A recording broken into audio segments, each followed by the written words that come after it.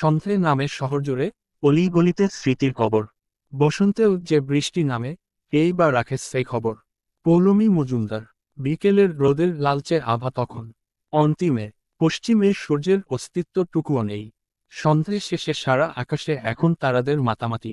গোধূলির রঙের শাড়িতে মোড়ানো মেশো রাতের অন্ধকার। চারিদিকে আশ্চর্য নীরবতা। গায়ে কারো ধাক্কা অনুভব করতেই ঘুম ছুটে গেল আমার। এতক্ষণ এক গভীর ঘুমে মজ্জিত ছিলাম আমি। ঠিক কতক্ষণ তা জানি না। মুখ তুলতেই বুঝলাম আমি এখনো রুদ্রর কেবিনে, রীতিমতো ওনার টেবিলের ওপরেই ঘুমিয়েছিলাম। ধাক্কা দেওয়া ব্যক্তিটিকে দেখতে ঘাড় ফেরাতেই অভ্র ভাইয়াকে খুঁজে পেলাম। অভ্র ভাইয়া চোখে মুখে জিজ্ঞাসা নিয়ে বললেন, সে জ্যোতি, এভাবে এখানে ঘুমুচ্ছ কেন?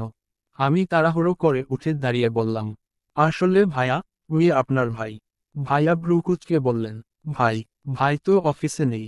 আমি অবাক হয়ে বললাম, উনি এখনো আসেননি? না। আমি ঝটপট ঘড়ি দেখলাম। সন্ধ্যে 7টা পার হয়েছে। রুদ্র বেরিয়ে গিয়েছেন 12টার দিকে। আমি সেই থেকে ওনার কেবিনেই বসেছিলাম। মাঝখানে শুধু দুপুরের খাবার খেয়েছি, তারপর আবার এসে অপেক্ষা করেছি ওনার জন্য। কাগজগুলো একবার নয়, বারবার সাজিয়েছি। উনি বলেই গিয়েছিলেন, এসে চেক করব। তবে এলেন না কেন? আর আমিও ওনার জন্য বসে থাকতে থাকতে ঘুমিয়ে পড়লাম। ভাগ্যিস এটা অভ্র ভায়া ছিল। উনি হলে কি করতেন কে জানে। আমি টেবিলে মাথা দিয়ে ঘুমিয়েছি দেখে টেবিলে বালতি ভরে পানি ঢালতেন হয়তো। আচ্ছা, উনি তো বলেছিলেন উনি এসাইলমে যাবেন। উনি কি এখনো ফেরেননি সেখানে থেকে? কে আছে উনি এসাইলমে? আমাকে ভাবতে দেখে অভ্র ভায়া ঝাঁকিয়ে বললেন, এই সে জ্যোতি। এত কি ভাবছো তুমি? বাসায় যাবে না? আমি নড়ে উঠে ভ্রুকুচকে চেয়ে বললাম, এখন বাসায় কেন যাব? অফিস ছুটি হতে তো আরো 1 ঘন্টা বাকি। আজ থার্সডে, অন আওয়ার আগেই ছুটি। ভুলে গিয়েছ? ওহ তাই তো। কি যে হচ্ছে আমার। আমি তো তোমাকে ডেস্কে পেলাম না। দেখলাম তোমার ব্যাগ ঠিকই আছে ওখানে।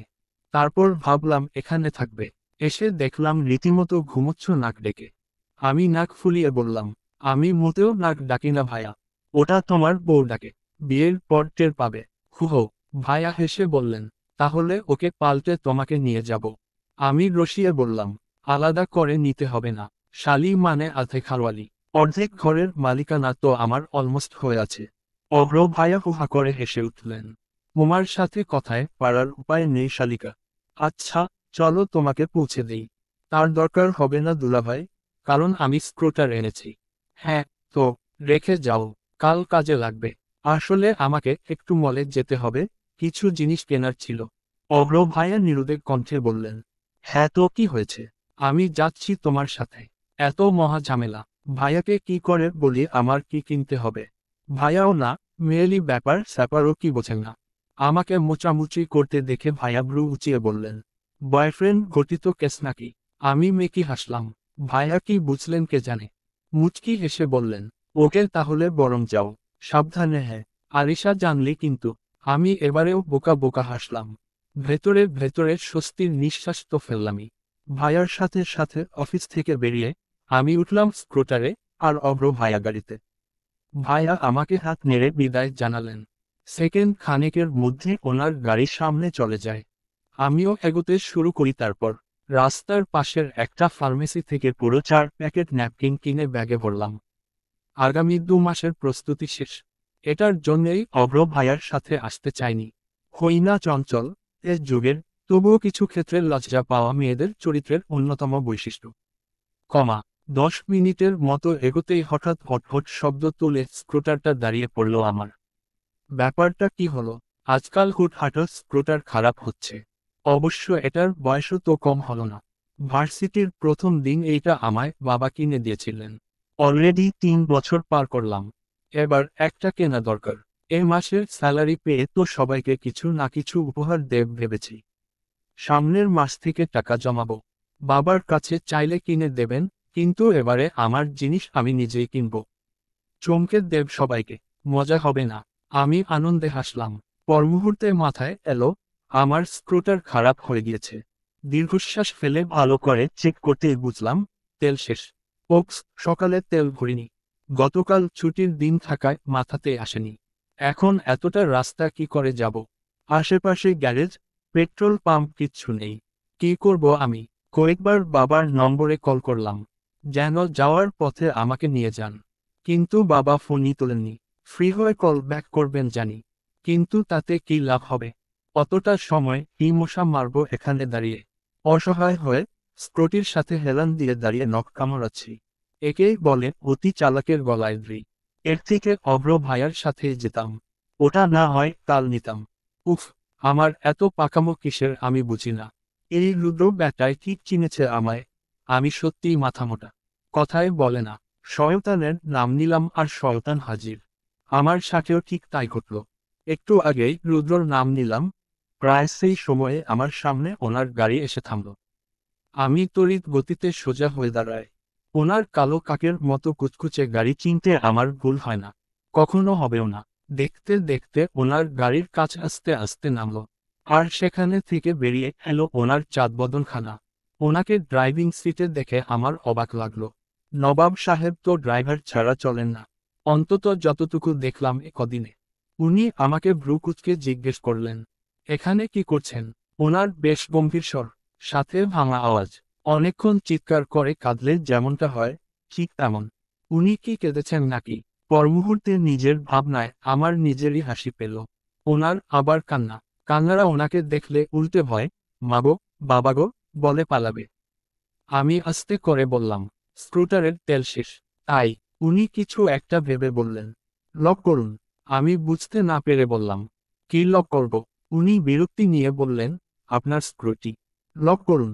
আমি ওনার বিরক্তিভাব দেখেই ঘাবড়ে যাই। এমনিতে সকালে ওনার টাই কেটে দিয়েছি, গোলমাল পাকিয়েছি অনেক। ওনার অশেষ দয়ার জোরে আমাকে বিশেষ কিছু বলেননি, বাইরে ছুঁড়ে ফেলেননি এই অনেক। তাই অহেতুক কথা বাড়িয়ে ঝামেলা করে লাভ নেই। ওনার কথা মতো গাড়ি লক করলাম। ওনার দিকে আবার ফিরতেই উনি চোখ ইশারা করে বললেন, গাড়িতে উঠুন। আমি হোঁচট খেলাম। বিস্ময়ে আমার চোখ দুটো লাফিয়ে বাইরে বের হতে চাইল। অনেক সান্ত্বনা দিয়ে আটকালাম তাদের। না মানে আমি কি ঠিক শুনলাম? উনি আমাকে ওনার গাড়িতে উঠতে বললেন। এই সেই লোক, নাকি অন্য কেউ? ইনি তো প্রথম দিন ওনার গাড়ির ডিকিতে ওঠার জন্য কত কথা শোনাচ্ছিলেন আমায়। গাড়িও ধুয়েছিলেন সেই বৃদ্ধ ইকবাল চাচাকে দিয়ে। তাহলে আজ কি চৈতন্য হলো ওনার? উনি আমাকে ফ্যালফ্যাল করে চেয়ে থাকতে দেখে কপাল কোঁচকালেন। আপনাকে কিছু বলেছি আমি উত্তর দিলাম না। আমার অবাক হওয়ার মাত্রা তখনও কাটেনি। এত সহজে এমন দুর্লভ বস্তু হজম হয়? উনি বেশ কয়েকবার একই কথা বললেন। আমি পাথরের মূর্তির মতো দাঁড়িয়ে আছি। উনি এবার ধমকে বললেন, সমস্যা কি আপনার? শুনতে পাননি কি বললাম? প্রথমে কেঁপে উঠলাম, পরে ভয়ে ভয়ে বললাম, না, আমি আপনার গাড়িতে যাব না।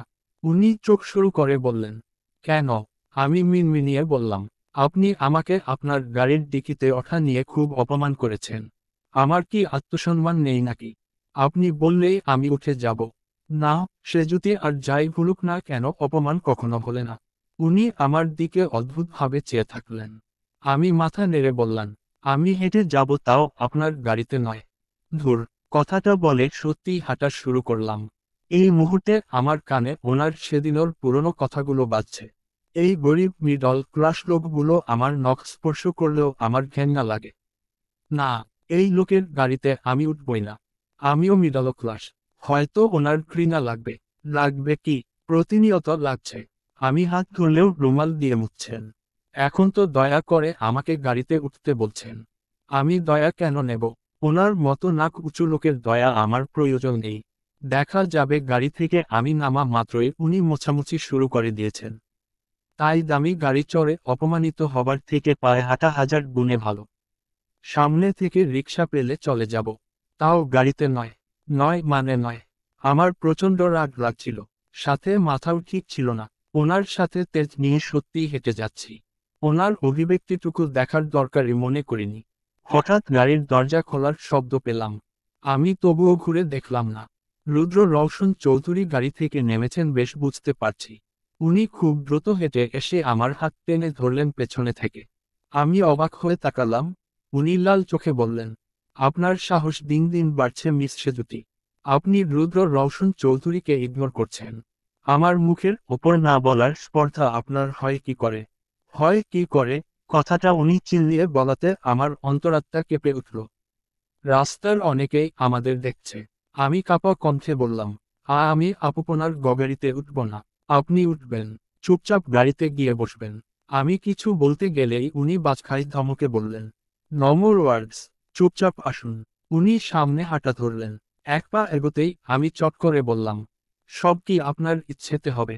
উনি ঘুরে তাকিয়ে বললেন, ইয়াহ, সব আমার ইচ্ছেতে হবে। আমি ওনার কথাবার্তার ধরন দেখে অবাক হচ্ছি। এমন ভাবে বলছে যেন আমি ওনার কি নাকি। উনি চোখ শুরু করে বললেন, ভালোয় ভালোয় আসবেন, নাকি টেনে হিঁচড়ে নিয়ে যাব? উত্তরে কিছু বলতে যাব, হঠাৎই এক অপ্রত্যাশিত দুর্ঘটনার শিকার হলাম দুজন। কোত্থেকে তীরের বেগে একটা বুলেট এসে লাগলো রুদ্রর বাম বাহুতে। ব্যথায় ককিয়ে উঠে মুখ কুঁচকে নিলেন উনি। ফিনকি দিয়ে চামড়া চিরে বের হলো রক্ত। ঘটনার আকস্মিকতায় হকচকিয়ে গেলাম আমি। বিদ্যুৎ বেগে চারপাশে তাকিয়ে গুলি ছোড়ার উৎস খুঁজতে শুরু করলাম। রুদ্রর গাড়ির পেছনে থেকেই দুটো হেলমেট পরা লোক বাইক ফুল স্পিডে চালিয়ে উধাও হয়ে গেল। রুদ্রর গোলানির আওয়াজ পেতেই আমি চোখ সরিয়ে ওনার দিকে ফিরলাম। উনি প্রচণ্ড ব্যথায় কাতরাচ্ছেন।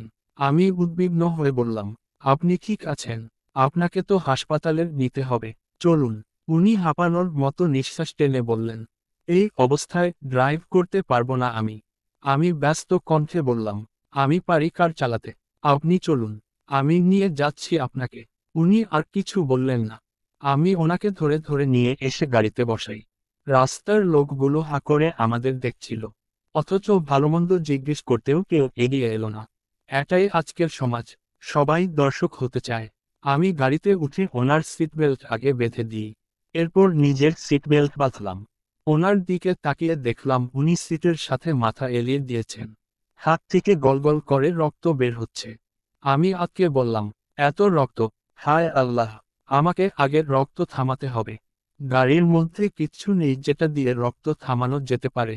অনেকে তো গাড়িতে ফার্স্ট এড বক্সও রাখেন, কিন্তু ভদ্রলোকের গাড়িতে সেসবের কিচ্ছু নেই। তাহলে কি করব এখন? এত রক্ত পড়লে তো ওনার শরীরের ক্ষতি হবে। রক্ত কি দিয়ে থামাব আমি? কথা ভাবতে গিয়েই হঠাৎ গায়ের ওড়নার দিকে চোখ পড়ল আমার। দেরি না করেই টান মেরে ওনা খুলে তাড়াহুড়ো করে হাত বেঁধে দিলাম ওনার। কিন্তু তাতেও যে খুব একটা উপকার হলো তাও নয়। তবুও কিছু তো রক্ষে হবে। রুদ্রর হাত থেকে চোখ সরিয়ে ওনার দিকে তাকাতেই দেখলাম উনি বিস্ময় নিয়ে চেয়ে আছেন আমার দিকে। আমার আচমকা মনে পড়ল আমার গায়ে ওড়না নেই। তড়িৎ গতিতে চুলটা ছেড়ে দিয়ে বুকের দুপাশে ভাগ করে রাখলাম। গাড়ি চালাতে গিয়ে পড়তে হলো বিপাকে। প্রায় 1 বছর আগে গাড়ি চালানো রপ্ত করলেও চর্চা না থাকায় ভুলতে বসেছি। আজ কি পারবো? ভয়ে ভয়ে ওপরওয়ালার নাম নিয়ে গাড়ি স্টার্ট করলাম। রুদ্র জোর জোরে নিঃশ্বাস ফেলছেন। ফর্সা চেহারা টকটকে লাল হয়ে উঠেছে। ওনার যে ভীষণ কষ্ট হচ্ছে স্পষ্ট বুঝছি আমি। আমার খুব খারাপ লাগছিল। ড্রাইভ করার ফাঁকে ফাঁকে ওনাকে দেখছিলাম। দাঁতের দাঁত পিষে সিটে হেলান দিয়েছিলেন উনি। আমার খারাপ লাগা আরো গাঢ় হচ্ছিল তাতে। বেশ বুঝতে পারছি, আমার জন্যেই আজকে ওনার এই অবস্থা। এই দুজন হয়তো সেই লোকেরই দলে, যারা কয়েকদিন আগে আমার ওপর গুলি চালিয়েছিল। হয়তো আজ আবার এসেছিল আমাকে মারতে। আমার জায়গায় রুদ্র থাকায় গুলি ওনার গায়ে লাগলো। ইস, সব কিছুর জন্য আমি দায়ী। আমার গাড়ি চালানোর হাত খুবই বাজে। ডানে ঘোরাতে গেলে বামে যাচ্ছিল, কখনো হর্ন বাজাতে চাইলে হেডলাইট জ্বলছিল। বেশ বিপত্তি নিয়ে গাড়ি চালিয়ে অবশেষে হাসপাতালের পৌঁছালাম। উনি পথের মধ্যে আমাকে বলে দিয়েছিলেন ওনার পরিচিত ক্লিনিকে থামাতে। করলাম ও তাই। দেখতে দেখতে ওনাকে নিয়ে ভেতরে ঢুকলাম। উনি সেখানে কার পরিচিত মুখ বলে ওনাকে দেখতেই বেশ কয়েকজন এগিয়ে আসেন। ডাক্তার ওনাকে তাড়াতাড়ি করে নিয়ে যান গুলি অপসারণ করতে। আমি বাইরে দাঁড়িয়ে অপেক্ষা করতে শুরু করি। আমার এত চিন্তা হচ্ছিল, নিজের গায়ে গুলিটা লাগলেও হয়তো এত খারাপ লাগতো না। হঠাৎ ব্যাগের মধ্যে ফোন বাজার শব্দ পেলাম। বের করতেই দেখলাম আপুর কল। রিসিভ করার সঙ্গে সঙ্গে আপু উদ্বিগ্ন কণ্ঠে বলল, হ্যালো সেজুতি, কোথায় তুই? আমি জিভ দিয়ে ঠোঁট ভিজিয়ে বললাম, রাস্তায়। আসছি। এতক্ষণ লাগে আসতে? আজ না 7টায় ছুটি হওয়ার কথা। তোর অভ্র ভাইয়া তো অলরেডি বাসায়। তুই এখনো পৌঁছাতে পারলি না। আমার মেজাজ এমনিতেই চটেছিল। আপুর কথায় সেটা বিগড়ে গেল আরো।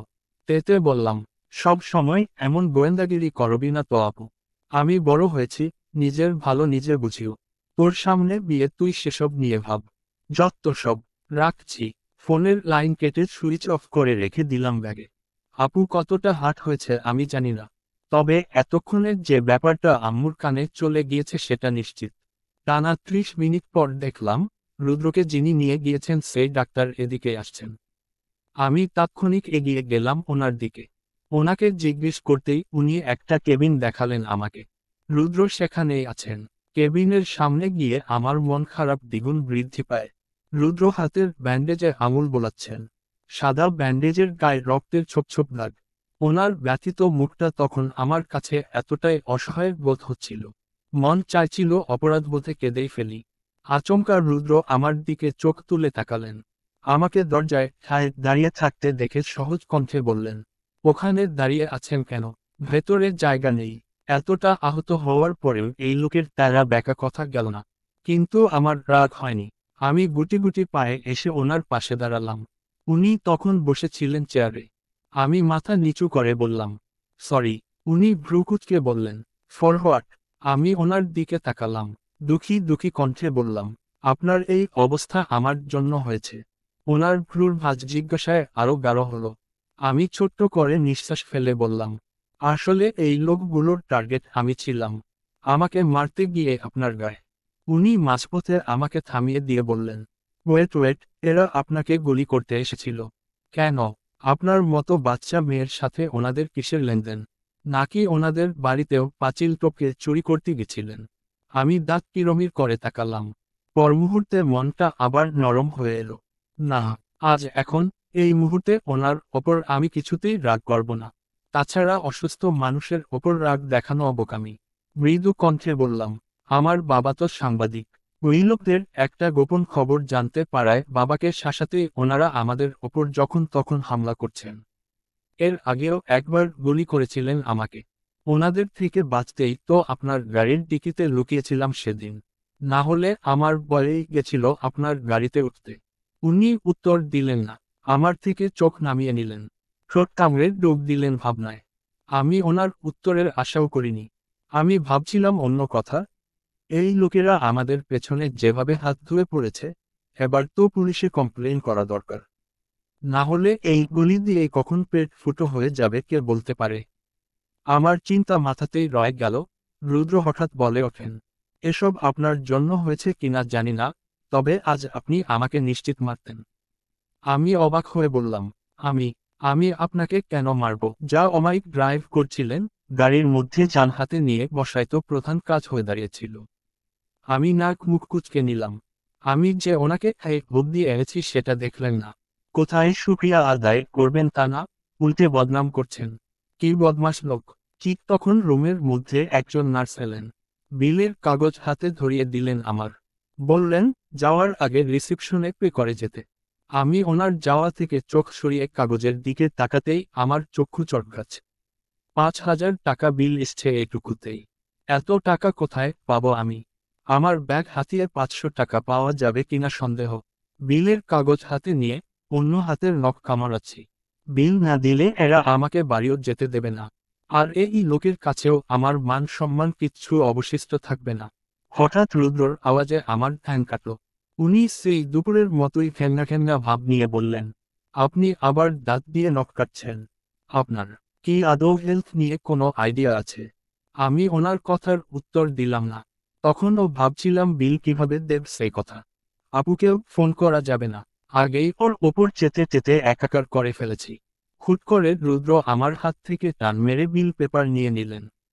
সেখানে চোখ বুলিয়ে পকেট হাত দিতে গেলেই আমি আর্তনাদ করে বললাম, একদম না, আপনি বিল দেবেন না। উনি ভ্রুকুচকে বললেন, কেন? বিল আমি দেব। আপনি কেন দেবেন? ট্রিটমেন্ট আমার ছিল, আমি দেব। এইসব আমার জন্য হয়েছে তাই আমি দেব। চুপ থাকুন। রুদ্র কারোর দান নেয় না। আমি দেব মানে আমি দেব। আমিও বলেছি, তাহলে আমিও দেব। আপনাকে বলেছি না চুপ করতে। Show shut your mouth. আপনি চুপ করুন, বিল আমি দেব। উনি চোখ শুরু করে বললেন, আপনি আমায় ধমকাচ্ছেন? আমি থত মতো খেয়ে বললাম, না মানে, আমি। আচ্ছা আপনি কেন এরকম করছেন? বিল আমি দিলে কি হয়? উনি ভ্রু নাচিয়ে বললেন, বিল দেবেন করে লাফাচ্ছেন। আছে তো টাকা। আমি ধাক্কা খেলাম। উনি জানলেন কি করে? উনি আমার চাউনি দেখে বাঁকা হেসে বললেন, কার চোখে কি লেখা থাকে সেটা বোঝার মতো বুদ্ধি রুদ্র রওশন চৌধুরীর আছে। আমি লজ্জায় মুখ কাচুমাচু করে নামিয়ে নিলাম। উনি উঠে সামনে হাঁটা ধরলেন। যাওয়ার আগে আমাকে নির্দেশ দিলেন, ফলো মি। আমার আর কি করার থাকলো? কিছুই না। উনি একেবারে বিল টিল চুকিয়ে দিয়েই গাড়িতে গিয়ে বসলেন। ডক্টর আমার হাতে একটা গোটা প্রেসক্রিপশন ধরিয়ে দিলেন। কখন কোন ওষুধ খাওয়াতে হবে ওনার ব্যথা সারাতে সেটাও বুঝিয়ে দিলেন। কিন্তু আমার বুঝে লাভ আছে। আমি তো আর ওনার বাড়িতে থাকবো না। সব শেষে গাড়ির দিকে যেতেই দেখলাম উনি ইতোমধ্যে ড্রাইভিং সিট দখল করে আছেন। আমি জানলার কাছে গিয়ে বললাম, আপনি এখানে বসেছেন কেন? আপনার না হাতে ইনজুরি? উনি আমার দিকে দেখলেন না। সামনের দিকে চেয়ে থেকেই উত্তর দিলেন, রুদ্র রওশন চৌধুরী, এটুকু ব্যথায় নেতিয়ে পড়ে না। কথাটা বলে উনি ওনার ডান হাতটা নখের সামনে ধরলেন। বিড়বিড় করে বললেন, এর থেকে অনেক বড় ব্যথা সয় নেয়ার অভ্যেস আছে তার। আমি কিছুই বুঝলাম না, তবে ওনার হাতের দিকে চোখ যেতেই স্তব্ধ হলাম। হাতের কবজির ওপরের দিকটায় কটা দাঁতের দাগ। কেউ কামড় দিলে যেমনটা হয় ঠিক সেরকম। সেখানে আবার রক্ত জমাট হয়ে আছে। আজকে বললাম, এ কি, কে কামড় দিল এভাবে? উনি ধরফর করে হাত সরিয়ে নিলেন। জবাবে গম্ভীর কণ্ঠে বললেন, উঠে আসুন। আপনার জন্য সারা রাত দাঁড়িয়ে থাকতে পারবো না। অত সময় নেই। আমার অবাক লাগলো, সৃষ্টিকর্তা কি ইট ভাটার মাটি দিয়ে ওনাকে বানিয়েছেন নাকি? এত উপকার করলাম, একটা ধন্যবাদ না দিয়ে এখনো খ্যাক করছেন। কিছু মানুষ জন্মেও শুধরায় না। আর ইনি হলেন শেষবের দলনেতা। ইনি শুধরাবেন সেই আশা করাও ভুল। কথা না বাড়িয়ে গাড়িতে উঠলাম। গাড়িতে ওনার সিট বেল্ট আমাকেই বেঁধে দিতে হয়েছে। ওনার এক হাতে ড্রাইভ করার অভ্যেস থাকলেও এক হাত দিয়ে নিশ্চয়ই বেল্ট বাঁধা যায় না। গাড়ি চলার মাঝে আমি ওনাকে দেখছিলাম বারবার। এক হাতে ব্যান্ডেজ, অন্য হাতে গাড়ির স্টিয়ারিং। কোনো অসুবিধে হয় কিনা। কিন্তু না, উনি এক হাতেই এতটা সাবলীলভাবে ড্রাইভ করছিলেন যেটা আমি দুহাত দিয়েও পারিনি। পুরো রাস্তায় আমাদের মধ্যে একটা বাক্য বিনিময় হয়নি। উনি ওনার মতো ড্রাইভ করছিলেন, আর আমি আমার মত ভাবছিলাম। কাল পুলিশ স্টেশন গিয়ে একটা জিডি করতেই হবে। এভাবে যান হাতে নিয়ে চলা যায় না। আচ্ছা বাবা কি জেনে গেল নাকি? তাহলে তো সর্বনাশ। আবার আমাকে চাকরি করতে দিতে চাইবেন না। জানবেই তো, ওই লোকেরা নির্ঘাত এবারেও বাবার কাছে ভিডিও পাঠিয়েছে। শয়তানগুলো, তোদের একবার হাতের নাগালে পাই আমি। গায়ের চামড়া ছিলে রোদে শুকাতে দেব দেখিস। আবার আরেকটা বিষয় নিয়েও আমার বেশ চিন্তা হচ্ছে। রুদ্রর হাতে কামড়টা দিল কে? কার এত সাহসে কুললো? দেখে তো মানুষের কামড়ই মনে হলো। উফ, সেই লোককে যদি একদিন পেতাম, ধন্যবাদ দিতে দিতে মেরাই ফেলতাম আমি। আমার ভাবনার ফাঁকেই উনি গাড়িতে ব্রেক কষলেন। আমি সামনের দিকে খানিকটা ঝুঁকে গিয়ে ওনার দিকে তাকালাম। উনি শান্ত কণ্ঠে বললেন, নামুন। আপনার বাড়ি এসে গেছে। আমি চুপচাপ নেমে দাঁড়াই, গাড়ির দরজা আটকে জানলা দিয়ে উকি দিলাম। ওনার প্রেসক্রিপশন সিটের ওপর রেখে বেশ কোমল স্বরে বললাম, ওষুধগুলো কিনে নেবেন। আর সব সময় মতো খাবেন। আমি আপনার নম্বরে টাইম টেবিল মেসেজ করে দেব। উনি আমার দিকে তাকিয়েছিলেন। আমার কথা শেষ না হতেই গাড়ি স্টার্ট দিয়ে হাওয়া হলেন নিমিষেই। আমি তবদা খেয়ে তাকিয়ে থাকলাম সেদিকে। বেয়াদ্দপ, মিনিমাম ভদ্রতাও জানে না। আচমকা আমার নিজের দিকে চোখ পৌঁছালো। এ কি, আমার ওড়না কোথায়? উনি তো ফেরত দিলেন না। এখন ওড়না ছাড়াই যদি আম্মুর সামনে যাই, আমি কি আস্ত থাকব? উনি কি করলেন আমার ওড়না? হাসপাতালের মেয়ের রুমটায় তো দেখেনি। তবে ফেলে দিলেন কি? কি দরকার ছিল ফেলে দেয়ার? আমাকে ফেরত দিলেই পারতেন। উপকারীকে বাঘে খায় শুনেছি। উনি আমাকে বাঘের মুখে রেখে গেলেন। এখন শুধু আমাকে গিলে খাওয়ার অপেক্ষা। ওড়নার রং হালকা ধূসর। বাম হাতের মুঠোয় আলতো ধরে রেখেছে রুদ্র। ওড়নার জায়গায় জায়গায় রক্তের দাগ। ধূসরের মাঝে লাল রং বড্ড চিহ্ন এঁকেছে। স্পষ্ট তাকিয়ে আছে মুখ তুলে। রুদ্র ভ্রুকুচকে একভাবে দেখছে সেটা। কেন যেন এই পর্যবেক্ষণে একটুও ক্লান্তি নেই। ক্লান্তি আসছে না। অন্য সময় হলে এই রক্ত, এই দাগ তার বড্ড নোংরা মনে হতো। অথচ এখন, কি অবলীলায় হাতে নিয়ে চোখের সামনে ধরে রেখেছে। সামনে ভাসছে সেজুতির তার হাত বেঁধে দেয়ার দৃশ্যটি। মেয়েটির এক এক দিন এক এক রূপের সম্মুখীন হচ্ছে রুদ্র। জানান দিচ্ছে প্রচণ্ড বকবক করা মেয়েরা খুব একটা খারাপ হয় না। ভালোও বটে। তাই প্রথম দিনের তুলনায় বিরক্তিভাবটা বোধহয় নেমে এসেছে কয়েক ধাপ নিচুতে। যখন ডক্টর নুরুল হাত থেকে করোনার বাঁধন খুলছিলেন গুলি অপসারণের উদ্দেশ্যে, তখনও অন্যরকম কিছু মাথায় আসেনি রুদ্রর। কিন্তু ওরনার গায়ের রক্ত দেখে নোংরা ভেবে ডক্টর যখন নার্সকে বললেন এটাকে ময়লার বিনে ফেলতে, রুদ্র তাৎক্ষণিক উদ্বিগ্ন হয়ে আটকে দেয় ওনাকে। নার্সের থেকে ওড়না নিয়ে নেয় নিজের কাছে। ওনাদের কাজ শেষে বেরিয়ে যেতেই পকেট ভরে ফেলে। জর্জেটের সফট কাপড় হওয়ায় রুদ্রর অতটুকু পকেট সেটি নির্নিমেষ এঁটেও যায়। গাড়িতে সেজুতিকে অনেকবার ফেরত দিতে চেয়েও দেয়নি রুদ্র। ইচ্ছেই হয়নি। অহেতুক, অজান্তেই তার এই কাজ। মেয়েটা নিশ্চয় করোনার জন্য নাজেহাল হবে। বাসায় ফিরে সবার কাছে কোথাও শুনবে। সে তো জানবে না তার ওনার রুদ্র চুরি করেছে। হ্যাঁ, না বলে কারো জিনিস নেয়াকে তো চুরিই বলে। আচ্ছা, এও সম্ভব। দ্য গ্রেট রুদ্র রওশন চৌধুরী কিনা শেষমেশ একটা মেয়ের ওড়না চুরি করল। কিন্তু কেন? করোনার মালিককে তো তার একদম সহ্য হয় না। দেখলেই ইচ্ছে হয় জ্বলাতে, কিছু না কিছুর মাধ্যমে জব্দ করতে। তাহলে এই রক্ত মাখা ওড়না নিজের কাছে রাখার উদ্দেশ্য কি? কী বা এর রহস্য? কেউ কি জানে? কিংবা এর উত্তর বলে দেবে কেউ? অভ্র তখন রুদ্র রুমে ঢুকছিল। রুদ্রকে এক ধ্যানে একটা কাপড়ের দিকে চেয়ে থাকতে দেখে এতক্ষণ জিজ্ঞাসায় হাবুডুবু খাচ্ছিল সে। ভালো করে দেখে বুঝল এটা মেয়েদের ওড়না। গায়ে আবার রক্ত লেগে আছে। এই জিনিসের মধ্যে কি আছে? যে ভাই একভাবে দেখছে। তাছাড়া রুদ্র একটু আগে সামান্য হেসেছে, তাও ঠোঁট একদিকে বাঁকা করে। বিষয়টা অতিকায় সিরিয়াস। টিকতে না পেরে অভ্র সন্দেহী কণ্ঠে ডেকে উঠল, ভাই। ডাক শুনে রুদ্র নড়ে ওঠে। অভ্রর দিকে তাকানোর আগেই বিদ্যুৎ বেগে হাত লুকিয়ে ফেলল পেছনে। কিন্তু অভ্র যে আগেই দেখে নিয়েছে। রুদ্র চটপট নিজেকে স্বাভাবিক করে গলা পরিষ্কার করল। অভ্রর দিকে ফিরে সহজ কণ্ঠে বলল, কিছু বলবি?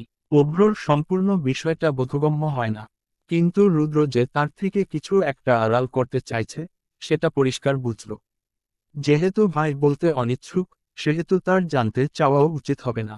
যেদিন ভাই মন খুলে বলবে, তখন না হয় জানা যাবে।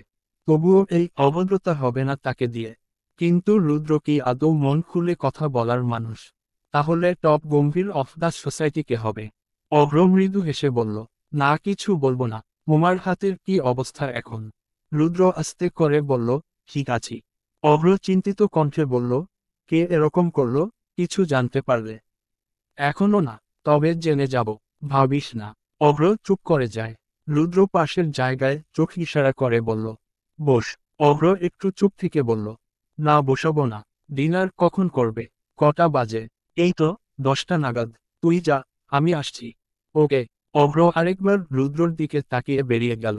রুদ্র মনোযোগ দিয়ে অভ্রর যাওয়া দেখল। পর মুহূর্তে মুখ ফুলিয়ে স্বস্তির নিঃশ্বাস ফেলল। আর একটু হলে সব ঘেটে যাচ্ছিল। অভ্র দেখলে কি ভাবত? তার ভাই কিনা মেয়েদের ওড়না হাতে নিয়ে বসে আছে। ছি, না, এই বিপজ্জনক জিনিসকে এভাবে বাইরে রাখা যাবে না।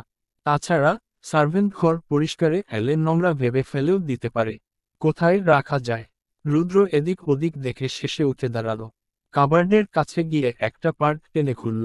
অদক্ষ হাতে ভাঁজ করল ওড়নাটা। এরপর তুলির রাখল তাকের ওপর রাখা বাক্সে। যদি কখনো মন আসে ফেরত দেয়ার, তখন দেবে না হয়। বিছানার ওপর থেকে ফোন নিয়ে রুমের সামনের খোলা জায়গার দিকে এগোলো রুদ্র। রুম থেকে সেখানে যেতে বড় লম্বা থাই গ্লাস সরাতে হয়।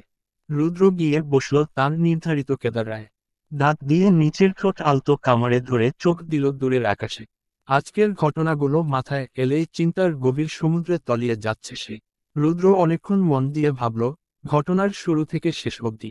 সেই গাড়ি থেকে নামার পরপরই কেন গুলি ছোড়া হলো?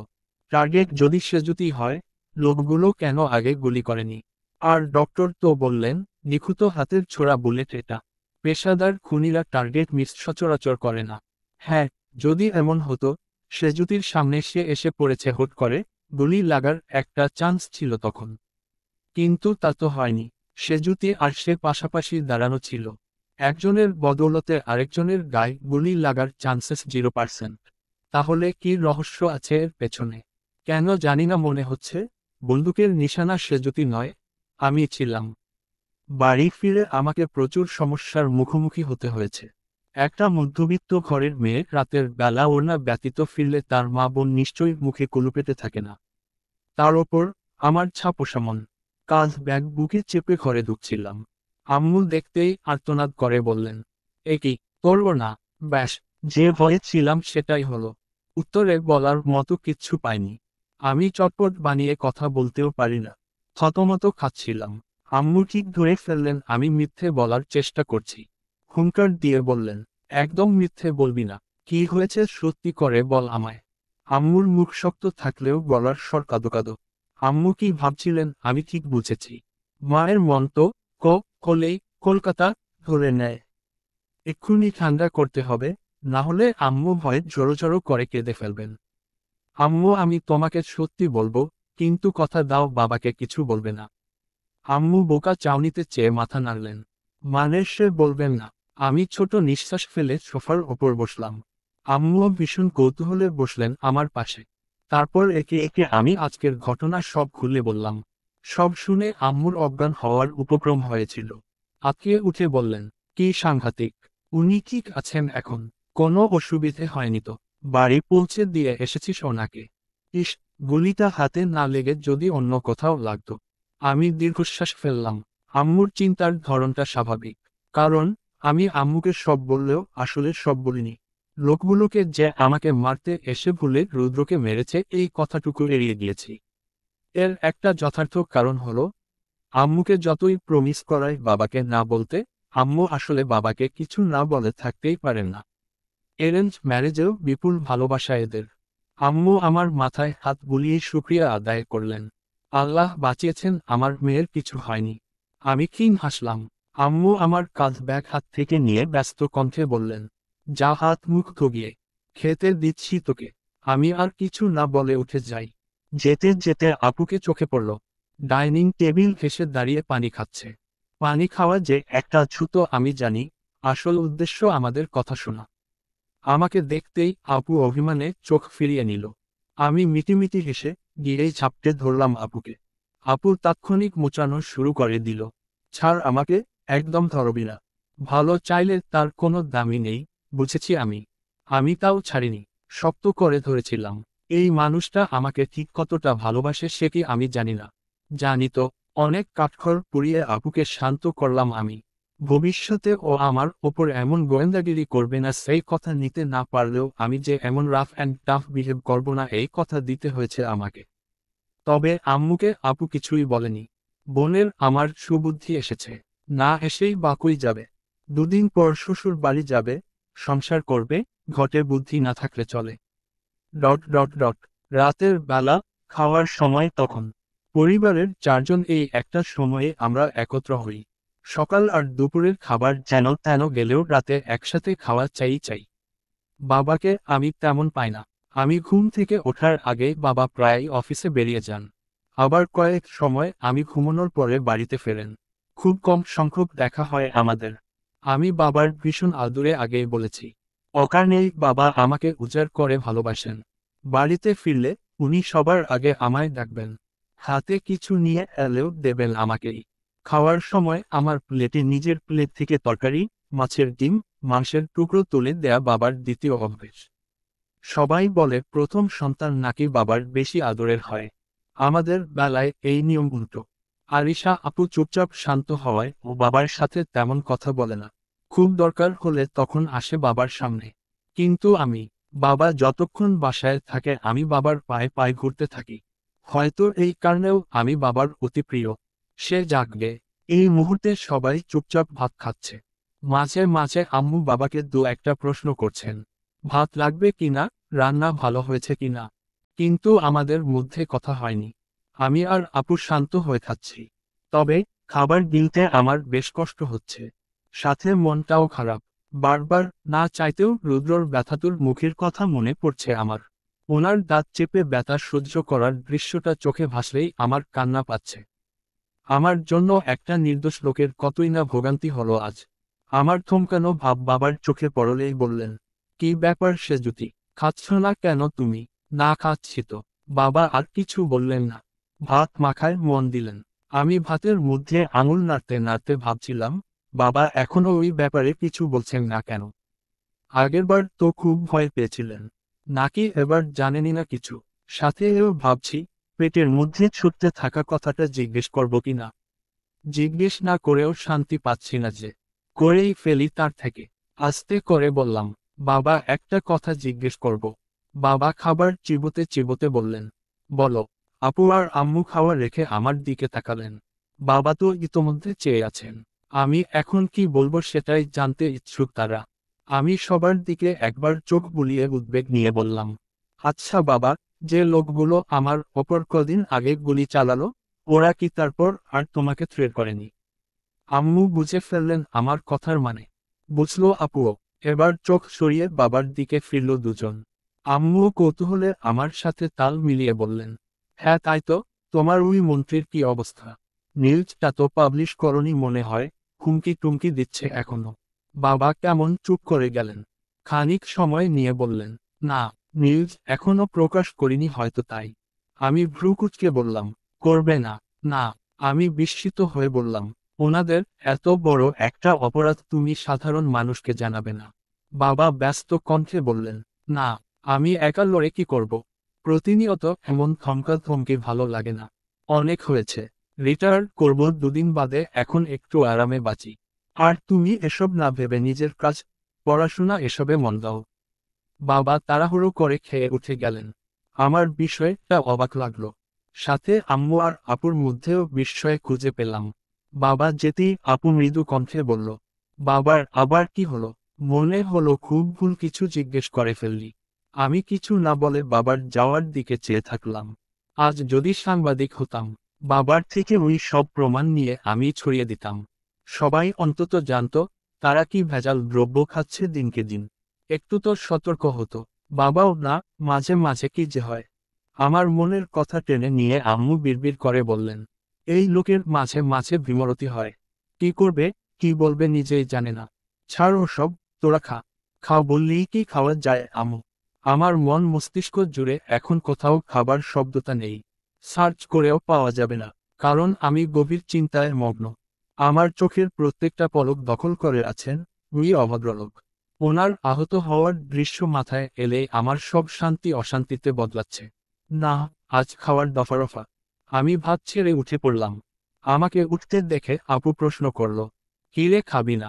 উত্তরে, পেটে জায়গা নেই। এটুকু বলেই চলে এসেছি রুমে। আমার কিচ্ছু ভালো লাগছে না। কিচ্ছু না। বজ্জাত লোকটার এখন কি অবস্থা জানার জন্য মন আকুপাকু করছে। Dot dot dot. রাত তখন অনেক। ঠিক কটা বাজে জানি না। আমার পুরো কামরা অন্ধকারে ডুবে আছে। বাড়ির সবাই ঘুমিয়েছে কিনা তাও জানি না। বাবা আর আম্মুর রুমের লাইট জ্বলছে। আর আরিশা আপু হয়তো এতক্ষণে অভ্র ভাইয়ার সাথে প্রেমালাপ জুড়ে দিয়েছে। একটা সিঙ্গেল মানুষের যে কষ্ট, সেটা আমি রাতে বেশ হারে হারে টের পাই। বাবা আর আম্মু কথা বলে, আরিশা আপু অভ্র ভাইয়ার সাথে কথা বলে। কিন্তু আমি, একমাত্র আমি বোবার মতো জেগে বসে থাকি। আগে তো রাত জেগে পড়তাম, কিন্তু অফিস জয়েন করার পর সারাদিনের খাটাখাটুনি শেষে শরীরটা আর সায় দেয় না। আজকের কথা ভিন্ন। আজ তো মন ভালো নেই। তার ওপর আমি ভীষণ চিন্তিত। রুদ্রর খোঁজ জানতে না পারলে আমার হচ্ছে না। বার কয়েক গিয়ে আপুকে দিয়ে অভ্র ভাইয়াকে জিজ্ঞেস করিয়েছি ওনার কি খবর। অভ্র ভাইয়া ভালো বললেও আমার মন মানছে না। না, এর মধ্যে অন্য কোনো কারণ নেই। আমি ছোটবেলা থেকেই এরকম। আমার জন্য কারোর ক্ষতি হবে, কেউ ব্যথা পাবে সেটা মানতে আমার 7 জন্ম ফুরিয়ে যায়। আজও তাই। হঠাৎ মাথায় এলো ওনাকে ফোন করব। পর মুহূর্তে ভাবলাম সেটা কি ঠিক হবে? উনি যদি রেগে যান, ওনার রাগ তো বাতাসে ওড়ে। যখন তখন ঘাড়ে চাপতেই পারে, দোষের কিছু নেই। আবার ভাবলাম, ধর, রেগে গেলে যাবে।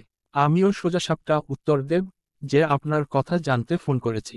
ব্যাস, দেয়াল ঘড়ির দিকে তাকালাম। অন্ধকারেও ঘড়ির কাঁটা চলছে। পরিষ্কার বুঝলাম এখন রাত 12টা বেজে 30 মিনিট। খুব বেশি রাত হয়নি। উনি কি ঘুমিয়েছেন? ঘুমানোর তো কথা নয়।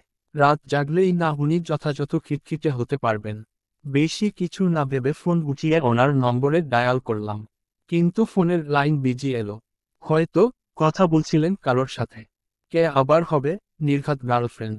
এত রাতে যদুর মা, মধুর মা ছাড়া অন্য কেউ বসে থাকবে না ওনার জন্য। কিন্তু এই রগতটা লোকের গার্লফ্রেন্ড কিভাবে হলো, জানতে ভীষণ কৌতূহল হচ্ছে। মেয়েটা টিকে আছেই বাকি করে। ওনার এক ধমকে তো আমার প্রাণ যায় আবার ফেরত আসে। কবে টুক করে মরে যাব কে জানে। 10 মিনিট পরে আবার কল দিলাম। এবার আর ব্যস্ত বলেনি। উনি হয়তো ফোন হাতে নিয়েই বসেছিলেন। একবার রিং হতে না হতেই রিসিভ করে বললেন, হ্যালো, রুদ্র রওশন চৌধুরী স্পিকিং। আমার কপালে ভাঁজ পড়ল। মনে মনে বললাম, জানি রে বাবা জানি, তোর নাম যে রুদ্র রওশন চৌধুরী এটা আমার মুখস্থ হয়ে গিয়েছে। এতবার বলার কিচ্ছু নেই, কিন্তু আশ্চর্য হলাম এটা ভেবে যে উনি আমার নম্বর চিনলেন না। বাসায় এসেই তো ওনাকে ওষুধের সময়সূচি লিখে মেসেজ করেছি। অন্তত ডাক্তার আমাকে যা যা বুঝিয়েছেন সেটুকু। উনি কি তবে মেসেজ পাননি?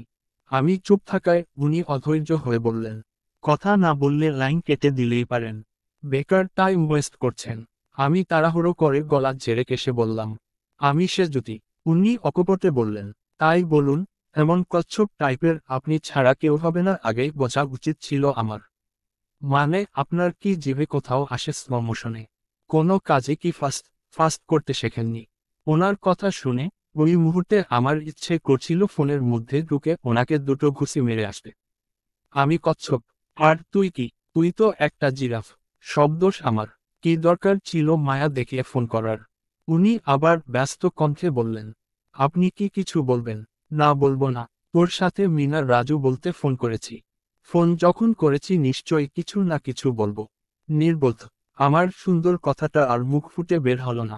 লম্বা শ্বাস ফেলে জিভ দিয়ে ঠোঁট ভিজিয়ে বললাম, আপনার হাতের ব্যথা এখন কেমন আছে? উনি ছোট করে বললেন, ভালো। ওষুধ খেয়েছেন? খুব ঠিক আছে, রাখছি। আমি বলতে না বলতেই উনি লাইন দুম করে কেটে দিলেন। মানে কি? এই লোকের এত ভাব কেন? কোত্থেকে আমদানি হয় এত ভাবের? অসহ্য। গাল পেতে চড় খাওয়ার ইচ্ছে হলো যখন নিজেই একটা মারলে পারতাম। ওনার মতো লোকের হাতে এই অদৃশ্য চড় খাওয়ার দুঃখ আমার জীবনে ঘুচবে না। ধ্যাত। নিজের ওপর চরম রাগে কাত হয়ে শুয়ে পড়লাম বিছানায়। মেয়েদের সাথে ভাব দেখাস তো, জীবনে বিয়ে হবে না তোর। বুড়ো হওয়ার আগে সব দাঁত ভেঙে যাবে। দেখিস, অবলা নারীর অভিশাপ একদিন ফলবে ফলবে হুহ। Dot dot dot. সেবারের মতো রাতটুকু পার হলো। সকাল সকাল উঠে তৈরি হচ্ছি। হঠাৎ প্রচণ্ড শব্দে আমার ফোন চেঁচিয়ে জানালো কেউ আমাকে কল করেছে। বিছানার ওপর রাখা ছিল ফোন। হাতে উঠিয়ে স্ক্রিনে চোখ বোলাতেই দেখলাম অচেনা নম্বর। কে হবে? কেন ফোন করেছে? আমি আবার এত সব ভাবি না। চটপট ফোন রিসিভ করে কানে ধরতেই ওপাশ থেকে একটা মোটা কণ্ঠস্বর ভেসে এলো। হ্যালো, আমি উত্তরা থানার ওসি বলছি। আমার চোখগুলো বড়বড় হয়ে এলো। থানার ওসি আমাকে কেন ফোন করলো? আমি তো কিছু করিনি। আচ্ছা, ওই দিন যে রুদ্রকে ওনার নাম ভাঙিয়ে কল করেছিলাম সেটা কি উনি জেনে ফেললেন? আমাকে হাজতে দেবেন। আমার সারা শব্দ না পেয়ে উনি বললেন, হ্যালো, আপনি কি শুনতে পাচ্ছেন? আমি ভয়ে ভয়ে বললাম, জি, বলুন। আপনাকে একবার থানায় আসতে হবে। আমাকে এবার পায়েকে ভয়ে খাম ছুটে যাওয়ার অবস্থা। মানে রুদ্র এই কাজটা করতে পারলেন? একটুখানি শত্রুতার জন্য আমাকে জেলে ভরার এত ইচ্ছে জাগলো ওনার। এই ছিল মনে। কাঁপা কণ্ঠে বললাম, কেন? আমি কি করেছি?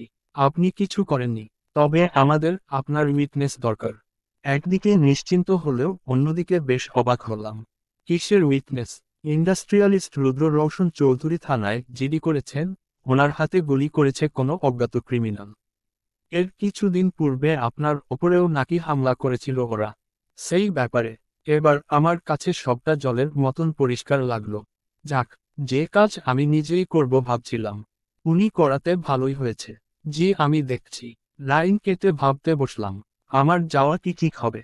না মানে, কাল তো বাবার মুখে চিন্তার ছাপ দেখলাম। বাবাকে একবার বলে দেখি। রুম থেকে বেরিয়ে ওনাদের ঘরের দিকে এগোলাম। অবশ্য সে অবধি যেতে হয়নি।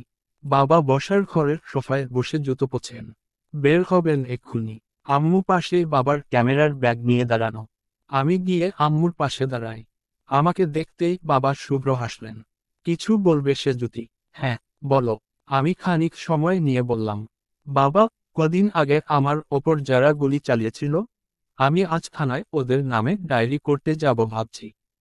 আমার কথাটা বাবার মস্তিষ্কে কতটা চাপ বাড়ালো আমি জানি না। তবে ওনার চোখে মুখে স্পষ্ট অস্থিরতা ফুটে উঠল। আম্মু একবার বাবার দিকে দেখছেন, একবার আমার দিকে। বাবা আমার দিকে কিছুক্ষণ চেয়ে থেকে চোখ নামিয়ে নিলেন।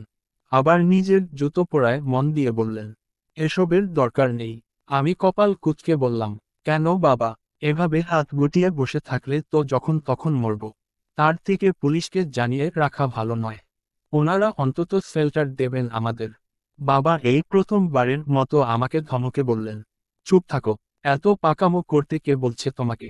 আমি বলেছি, সেজুতি আমি তোমাকে সাবধান করে দিচ্ছি, থানার আশেপাশেও তুমি যাবে না। আমি যদি জানতে পারি তুমি গিয়েছিলে, তাহলে তোমার বাবার কঠোর রূপটাও দেখতে পাবে তুমি। আমি স্তম্ভিত। সামান্য কারণে বাবা এত প্রতিক্রিয়া দেখাবেন বুঝতেই পারিনি। বাবার উঁচু স্বর শুনে আরিশা আপু রুম থেকে ছুটে বেরিয়ে এলো। আমার চোখ ছলছল করছিল। বাবা কখনো আমার সাথে এভাবে কথা বলেননি। অভিমানে দৌড়ে নিজের ঘরে ছুটে গেলাম আমি। আমার পিছু পিছু আপু আসছিল। যেতে যেতে আম্মুকে বলতে শুনছিলাম, এভাবে না ধমকালে হতো না। ও তো খারাপ কিছু বলেনি। মেয়েটাকে আমিও বকি। এখন যদি তুমিও এভাবে বোকাঝোকা করো, ও যাবে কোথায়? বাবা উত্তরে কি বলেছেন সেটা আমার শোনা হয়নি। আমি ঘরে এসে বারান্দায় রাখা চেয়ারে ধপ করে বসলাম। মানে সবাই আমাকেই বকে। ঘরের ছোট মেয়ে হলে আদর পাওয়ার থেকে মারধরের পরিমাণ যে বেশি হয় সেটা কেউ বোঝে না। আপু এসে আমার পাশে দাঁড়ালো। আমার মাথাটা ওর কোমরের সাথে চেপে ধরে পিঠ হাত বুলিয়ে দিতে দিতে শান্ত কণ্ঠে বলল, বাবা ইদানিং খুব প্রেসারে আছেন বোধ হয়, তাই হুটহাট রেগে যাচ্ছেন। তুই এ নিয়ে দুঃখ পাস না। বাবা যে তোকে কতটা ভালোবাসেন সে তো আমরা সবাই জানি তাই না? আমি মুখ তুলে আহ্লাদি কণ্ঠে বললাম, কিন্তু আপু, আমি কি ভুল বলেছি? পুলিশে একটা ডায়েরি করলে ভালো হতো না? বাবা যখন না করেছেন, নিশ্চয়ই তার পেছনে কারণ আছে। তুই ওনার কথার অবাধ্য হোস না বোন। যা হবার তাই হবে। ভাগ্যের ওপর ছেড়ে দে। বাবার ওপর সুপ্ত অভিমান আমার তাও কমেনি। সকালে না খেয়েই বেরিয়ে পড়লাম অফিসে। আম্মু আপু জোর করলেও শুনিনি। অনেকটা পথ আমাকে রিকশা করে আসতে হয়েছে। কারণ কাল স্কুটি রেখে এসেছিলাম রাস্তায়। তারপর আবার তেল ভরাও বাকি। এই এতগুলো কাজের জন্যেই মূলত আমার এত তাড়াতাড়ি ঘুম থেকে উঠে পড়া। কিন্তু হলো উল্টো। মন মেজাজ পাহাড় সমান খারাপ। কেন যে বাবার সাথে কথা বলতে গেলাম? ধুর, স্ক্রুটিজনিত সব কাজ শেষ। আজকে রোদের মাত্রা অনেক তীব্র। সকাল বেলায় এত রোদ, দুপুর বেলা কি হবে? তার ওপর গরমের মৌসুম। মাথার হেলমেট ছুঁয়ে তরতর করে ঘাম পড়ছে টের পাচ্ছি। কোনো রকম অর্ধেক রাস্তা আসতেই জ্যামে পড়লাম। সকালে একবার জ্যামে না পড়লে চলবে না। জ্যামের 10 মিনিট পার হলেও ছোটার নাম নেই। মাথার ওপর ক্রুদ্ধ সূর্যের তেজ, আশেপাশে গাড়ির হর্ন, খালি পেট, সাথে একটা অ্যাম্বুলেন্সের পুপু শব্দ। নিদারুণ এই পরিস্থিতিতে আমার মাটির নিচে লুকাতে ইচ্ছে করছে। আশেপাশে তাকাচ্ছি, কখনো সামনে গলা উঁচু করে দেখছি জ্যাম কখন শেষ হবে। হঠাৎ চোখ পড়ল রাস্তার ওই পারে। উল্টো দিক থেকে ছুটে আসছে রুদ্রর কালো গাড়ি। কাঁচ তোলা থাকলেও ওনার গাড়ি চিনতে আমার ভুল হবে না আগেই বলেছি। কিন্তু উনি যাচ্ছেন কোথায়? তাও এই অবস্থায়। অফিসও তো ওদিকে নয়। ওনার গাড়ি যতক্ষণ দেখা যায় আমি দেখছিলাম। আচমকা উনি বামে মোড় নিয়ে একটা সরু রাস্তায় ঢুকলেন। আমার ভ্রু আরো কোঁচকালো এতে। ওদিকে যাচ্ছেন কেন? আমি খানিক সময় চোখ ঘুরিয়ে ভাবলাম, কোথায় যেতে পারেন উনি? আরে হ্যাঁ, ওদিকে তো একটা হাসপাতাল আছে। মানসিক হাসপাতাল। উনি বোধহয় ওখানেই যাচ্ছেন। কালো তো বলছিলেন এই কথা। কিন্তু এত ঘন ঘন যাচ্ছেন কেন? কে আছে সেখানে? ওনাদের তো বাবা মা নেই। তাহলে? আমার চিন্তাভাবনার ফাঁকে জ্যাম শেষ। আমি সাথে সাথে ঠিক করলাম ওনাকে ফলো করব। আমার কৌতূহল যে অনেক উঁচু। স্ক্রুটার ইউটার্ন নিয়ে আমি অপর পাশের রাস্তায় এলাম। হাত ঘড়ি দেখলাম একবার। সবে 9টা 20 বাজে। মানে আমার হাতে অটেল সময়। বেশ স্পিডে চালিয়ে যেতে শুরু করলাম। উনি যেদিকে গেলেন সেদিকটায়। আমি চলছি তো চলছি, ওনার গাড়ির টিকিটাও দেখতে পাচ্ছি না। স্ক্রুটির গতি আরো বাড়ালাম। এসাইলমের কাছাকাছি আসতেই দেখলাম ওনার গাড়ি এক পাশে দাঁড় করানো। এর মানে আমি ঠিক ধরেছি। কিন্তু পাগলা গারদে ওনার কি কাজ সেটা তখনও বুঝলাম না। যেহেতু উনি ভেতরে ঢুকে পড়েছেন তাই গাড়ি খালি হওয়ার কথা। ড্রাইভার কাকু থাকলে ওনাকে দেখতে পেতাম আশেপাশে। নেই যখন, নিশ্চয়ই আসেননি। আমি আরেকটু এগিয়ে ওনার গাড়ি বরাবর থামলাম। গার্ডদের ভেতর উকিঝুঁকি দিতে শুরু করলাম। আমি কখনো পাগলা গার্ড ভেতর থেকে দেখিনি। সিনেমায় দেখেছি, কিন্তু সেরকমতো বাস্তবে হয় না। ঘাড় চুলকে ভাবছিলাম, এর মধ্যে ওনার কে আছে? ভেতরে গিয়ে দেখব একবার। না বাবা থাক, বেশি লম্ফসম্প করলে উনি রেগেমেগে আমাকে চাকরি থেকে বার করে দেবেন। তখন কি হবে? 10 লাখ টাকা আমাকে মেরে ধরেও পাওয়া যাবে না। তার থেকে ভালো আমি বরং অফিসে যাই। এত গোয়েন্দাগিরি করে লাভ নেই। স্ক্রুটার ঘোরাতে যাব, হুট করে ওনার গাড়ির ভেতর চোখ পড়ল। গাড়ি কাঁচ তখন নামানো। স্টিয়ারিংয়ের ওপরের জায়গাটায় কিছু একটা ওড়াউড়ি করছে। কাগজ হবে হয়তো। ব্যাপারটা সাধারণ হলেও আমার কাছে অন্যরকম লাগলো। মানে কাগজটাকে বেশ পরিচিত পরিচিত মনে হচ্ছিল। স্ক্রুটি থেকে নেমে গাড়ির জানলার কাছে গেলাম। কাগজটা হাতে তুলে আনতেই আমার অবাক হওয়ার মাত্রা আকাশফুটো করে চলে গেল। এটা ওনার প্রেসক্রিপশন। এখানে এভাবে ফেলে রাখা কেন? তার মানে উনি এটাকে সাথে নেননি। আমার রেখে যাওয়ার পর এখানেই ফেলে গিয়েছেন। আর কাল যে বললেন ওষুধ খেয়েছেন, সেটাও মিথ্যে। কত বড় মিথ্যুক, অসভ্য। ওষুধ না খেয়ে কি উপকার হচ্ছে শুনি? ব্যথা কমবে? মিথ্যেবাদী। না, আমাকেই কিছু একটা করতে হবে। এই ঘাড় বাঁকা লোকের ঘাড় মটকে কিভাবে সোজা করতে হয় এই সেজুতির খুব ভালো করে জানা আছে। এসাইলমে ঢুকতেই রফিকের চেয়ারখানা সামনে পড়ে। এইখানটায় বসে থাকে সে। রুদ্র আজ রফিককে দেখতে পেল না। চেয়ারও পড়ে আছে ফাঁকা। রফিককে যদিও তার দরকার নেই। মায়ের গার্ড চেনা আছে রুদ্রর। অপেক্ষা না করে নিজেই হাঁটা ধরল সেদিকে। পরিচিত মুখ বলে কেউ আর আটকাল না। রুদ্রর মায়ের নাম অরুণা রওশন চৌধুরী। বাবা রেহান রওশন আর মা অরুণার নামের সমন্বয়েই তার এই নামকরণ। যদিও নামের সহিত ছেলের অগেল মিল। রুদ্রমূর্তি ধারণ করতে সেকেন্ড খানিকও সময় লাগে না তার। হাঁটতে হাঁটতে রুদ্র এসে মায়ের গার্ডের সামনে থামল। এদিকটা বেশ অন্ধকার। তবুও মায়ের জন্য সব ধরনের সুযোগের ব্যবস্থা সে করেছে। নিয়মের মধ্যে থেকে যতটুকু পেরেছে আর কি। অরুণা তখন হাঁটুতে মুখ গুজে বসেছিল। মাথার সেই কোঁকড়ানো ময়লা চুলগুলো মুখ ঢেকে রেখেছে। রুদ্র এক হাত দিয়ে গ্রিল ধরল।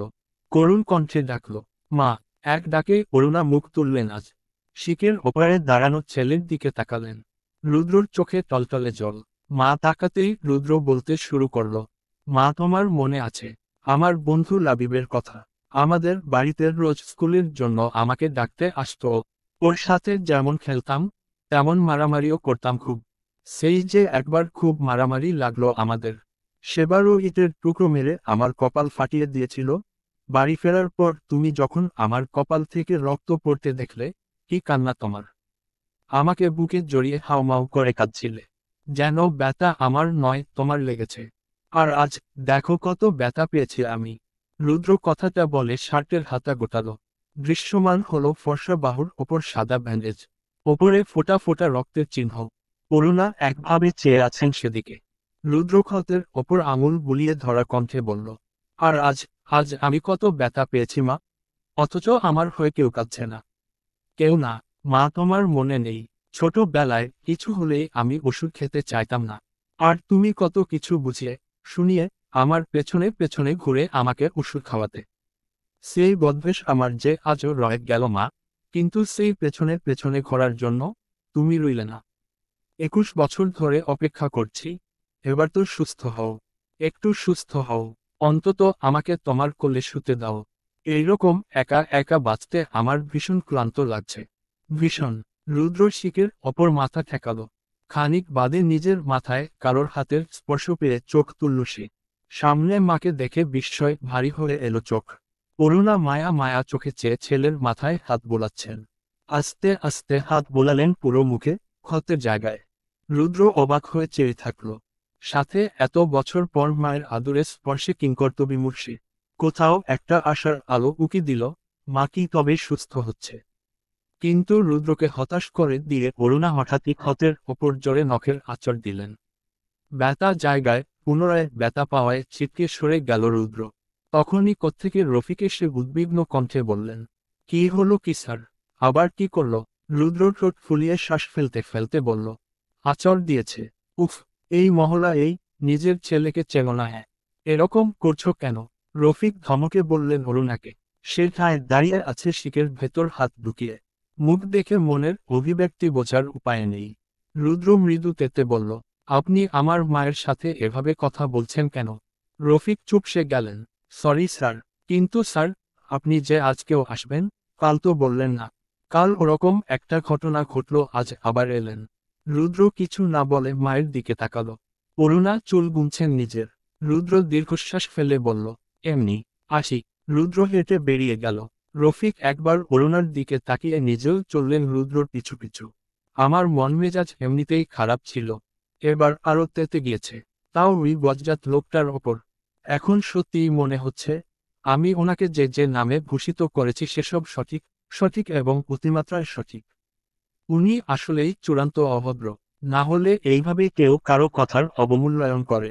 কি সুন্দর টাইপিং করে করে মেসেজের সময় সূচি লিখে পাঠালাম, কোন ওষুধ কখন খেতে হবে সব বলে দিলাম। আর উনি, উনি কিনা প্রেসক্রিপশনই সাথে নেননি, তার ওপর আমাকে মিথ্যেও বললেন। আহ, এই লোক কোনো দিন শুধরাবে না আমি জানতাম। গুলিটা কাল হাতে না লেগে মাথা ফুটো করে দিলে ভালো হতো, অন্তত ওখানে জমে থাকা সব ধুলোবালি, রাগ, মেজাজ ধুয়ে সাফ হয়ে যেত। সেই ভারী মন মস্তিষ্ক নিয়ে অফিসে এলাম আমি। ওনার পেছনে গোয়েন্দাগিরি করতে গিয়ে তো খুব একটা সুবিধে করতে পারিনি, তবে জানতে তো পারলাম লোকটা কতটা কেয়ারলেস। আমাকে বলে কিনা আমার নাকি হেলথ সম্পর্কে আইডিয়া নেই। তোর আছে, আমার যদি 0% হয়ে থাকে তোর তবে 0.00%ও নেই। ঠিক আছে, কোনো ব্যাপার নয়, ওষুধ তো ওনাকে আমি খাইয়েই ছাড়ব। ব্যাটা কি চাইছে আমি বেশ বুঝতে পারছি। ওষুধ টষুধ না গিলে হাতে একটা ব্যান্ডেজ নিয়ে ঘুরবেন, আর প্রতিনিয়ত আমাকে স্মরণ করাবেন যে এই দেখুন, এই বলি কিন্তু আমার আপনার জন্য লেগেছে। আপনি দায়ী, এখন পা ধরে ঝুলে থাকুন আমার। ক্ষমা চান। না, না সে তো হবে না রুদ্র রওশন চৌধুরী। আপনি যদি ডালে ডালে চলেন, আমি চলি মগডালে। আমি আজকের ডানে বামে না দেখে সোজা চলে গেলাম রুদ্রর কেবিনে। অবশ্য যাওয়ার আগে ইচ্ছে হচ্ছিল রুবনা ম্যাডামের কেবিনে উকি দিতে। কাল উনি যা কথা শুনলেন রুদ্রর থেকে, ওনার মুখটা তারপর আমার আর দেখা হয়নি। উনি কি রেগেমেগে বম হয়ে আছেন? থাকতেও পারেন। আমার কেন জানি না মনে হচ্ছে উনি রুদ্রর ওপর ক্রাশ খেয়ে বসেছেন। যেভাবে রুড বিহেভ করছিলেন, সাথে রুদ্র আবার ও করে বলছিলেন, মনে তো হচ্ছিল কেস কিছু একটা আছে। যদিও আমিও মনে মনে ওনাকে রুদ্র সম্বোধন করি, কিন্তু এর পেছনে দুটো কারণ আছে। এক, ওনার অত লম্বা নামটা বলতে গেলে আমি হাঁপসে যাই। আর দুই, ওনাকে স্যার বলতে আমার একটুও ইচ্ছে করে না। স্যার মানে তো সম্মানের পাত্র, অথচ ওনাকে দেখলেই আমার ইচ্ছে করে পানিতে চুবিয়ে মারতে। সেখানে সম্মান অনেক দূরের পথ। সে জাগবে, লুবনা ম্যাডাম যদি ওনার ওপর সত্যিই ক্রাশ খেয়ে থাকেন তবে খাক না, পেট পুড়ে খেয়ে ফেলুক। কিন্তু এর মধ্যে আমাকে টানার মানে কি? নাকি রুদ্রর পাশে কোনো মেয়ে ওনার সহ্য হয় না? অবশ্য এটা হওয়ার চান্সেসই বেশি। প্রেমের জেলাশনেস না থাকলে সে প্রেম বেলুনের মতো চুপসে যেতে পারে। লুবনা ম্যাডামকে নিয়ে অঢেল ভাবনার ইতি আমি ওখানেই টানলাম। দ্রুত পায়ে ঢুকলাম রুদ্রর কেবিনে। কাজ ব্যাগটা সোফার উপর রেখে লেগে পড়লাম কাজে। আজকে কেবিন যথেষ্ট এলোমেলো, কারণ গতকাল আমি ছিলাম এখানটায়। উনি তো সেই বের হওয়ার পর আর আসেনি। চটপট সব গোছকাজ করে ফিল্টার থেকে এক গ্লাস পানি ঢেলে খেলাম। টেবিলের ওপর দেখলাম আজকের সংবাদপত্র রাখা। আমার তো আর কাজ নেই। উনি এলে ওনাকে কফি দিতে হবে, ততক্ষণ বরং পেপার পড়ি। পেপার হাতে নিয়ে সোফার দিকে এগোতে নিয়েও আবার ফিরে তাকালাম ওনার রোলিং চেয়ারের দিকে। আমার ভ্রু সাথে সাথে কুঁচকে এলো। মাথায় এলো একটা দুষ্টু বুদ্ধি। রুদ্র অফিসে নেই, এসাইলম দিয়েছেন মানে আসতেও সময় লাগবে। আর বাইরে থেকে ভেতরটা দেখতেও পাবে না কেউ। এটাই সুযোগ। ওনার এই সুন্দর চেয়ারখানায় একবার আরাম করে বসে নেই। এমনিতে এই চেয়ারে বসার সৌভাগ্য আমার জীবনেও হবে না, তার থেকে এখন এই সময়টাকেই কাজে লাগাই। কি আছে এই চেয়ারে? আমি তাড়াহুড়ো করে গিয়ে চেয়ারে বসলাম। পায়ের ওপর পা তুলে রোলিং চেয়ার এদিক ওদিক ঘোরালাম, যেমনটা উনি করেন। পরপর ওনার ল্যাপটপ অন করলাম। যদিও পাসওয়ার্ড দেয়া, আমি মিছেমিছি অভিনয় করলাম টিপতে থাকার। নিজেকে কেমন রুদ্র রওশন চৌধুরী বলে মনে হচ্ছিল। আমি ভ্রু কুঁচকে ওনার মতো মোটা কণ্ঠ করে বললাম, কফি বানাতে এতক্ষণ লাগে? যান গরম করে আনুন। একটা কাজও হয় না আপনাকে দিয়ে। পর মুহূর্তে ফিক করে হেসে ফেললাম আমি। তারপর আবার ওনার মতো করে বললাম, মিস সেজুতি, আপনার সাহস দেখে আমি অবাক হচ্ছি। আমার হাসি আরও বাড়ছিল। নিজের কাজে নিজেরই হেসে গড়াগড়ি দেওয়ার অবস্থা। ওনাকে নকল করতে বেশ আনন্দ। আমি চেয়ার ছেড়ে উঠে ওনার মতো হাঁটার চেষ্টা করলাম। দুহাত দুদিকে ছড়িয়ে, বুক ফুলিয়ে, পা দুটো ফাঁকা করে করে হেঁটে জানলা অবধি গেলাম। সেখানকার ক্যাবিনেটের ড্রয়ারে ওনার সিগারেট থাকে। সিগারেট বের করে একটা মুখে দিয়ে ভান করলাম ধোঁয়া ছড়ানোর।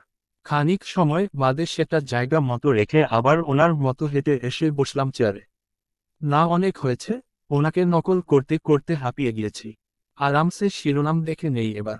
পত্রিকাটা চোখের সামনে মেলে ধরে পড়তে শুরু করলাম। কতক্ষণ পড়ছি কে জানে, আমার পড়া আরো গাঢ় হচ্ছিল। দেশের এত এত খবর, এখানে খুন, ওখানে ডাকাতি, এখানে ধোঁকাবাজি, এসব পড়তে গিয়ে ডুব দিলাম কাগজে। কোনো দিকেই তখন খেয়াল ছিল না। বাহ, আরাম করার জায়গাটা মন্দ হয়নি। কণ্ঠস্বরটা শোনা মাত্রই আমার পড়া ওখানেই স্তব্ধ হয়ে এলো। চোখের সামনে থেকে বিদ্যুৎ গতিতে মেলে ধরা পত্রিকা সরাতেই বর্ষর হোঁচট খেলাম। রুদ্র দাঁড়িয়ে আছেন আমার ঠিক সামনের টেবিলের ওই পাশে। এক হাত পকেট গুজে চোখগুলো ছোট ছোট করে চেয়ে আছেন। ওনাকে দেখতেই আমি ভয়ে ভয়ে উঠে দাঁড়াতে গেলে উনি আটকে দিয়ে বললেন, সে কি, আপনি উঠে যাচ্ছেন কেন? বসুন, এই জায়গাটা তো আপনার জন্যেই। ওনার কথায় আমার মুখ কাচুমাচু হয়ে এলো আরো। ডোক গিলে আমতা আমতা করে বললাম, না মানে আমি আসলে কোথাও বসার জায়গা পাচ্ছিলাম না। উনি টেবিলের ওপর খানিক ঝুঁকে এসে বললেন, ও আচ্ছা আচ্ছা, জায়গা পাচ্ছিলেন না তাই আপনি আমার চেয়ারে বসে গেলেন। পর মুহূর্তে আফসোসের ভান করে বললেন, আসলে আমারই উচিত ছিল আপনার জন্য কেবিনের জায়গায় জায়গায় চেয়ার পাতানো। তাহলে আর আপনার এই কষ্টটা হতো না। উনি যে বিদ্রূপ করে করে আমাকে কথা শোনাচ্ছেন আমি বেশ বুঝতে পারছি। কিন্তু বলার মতো আমার ভাষা নেই। একজন সাধারণ কর্মচারী অফিসের মালিকের চেয়ারে বসা কতটা অশোভনীয় আমি জানি। আচ্ছা, এই মুহূর্তে উনি আমাকে ওনার কর্মচারী হিসেবে না দেখে ভাইয়ের শালী হিসেবে দেখলেও তো পারেন। তা দেখবেন কেন? সেভাবে দেখলে তো আর কথা শোনাতে পারবেন না। আচ্ছা, এখন কি উনি আমায় শাস্তি দেবেন? হে আল্লাহ, অন্তত দাঁড়িয়ে থাকতে যেন না বলেন। এই কাজটা অতিমাত্রায় কষ্টের।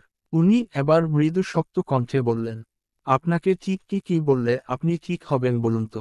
শাস্তির মাত্রাটা কি আরেকটু বাড়াতে হবে? আমি অসহায় চোখে চেয়ে আছি। যদি পাষণ্ডটার একটু দয়া হয়। উনি দয়া দেখালেন না। ওনার দয়া থাকলেই না দেখাবেন। উনি আমাকে হতাশ করে দিয়ে বললেন, আপনি তো কেবিনে বসার জায়গা পাচ্ছিলেন না। আচ্ছা তাহলে বরং আপনাকে আজ আর বসতে হবে না। আমি চোখ বড় বড় করে বললাম, মানে? উনি নির্দেব কণ্ঠে বললেন,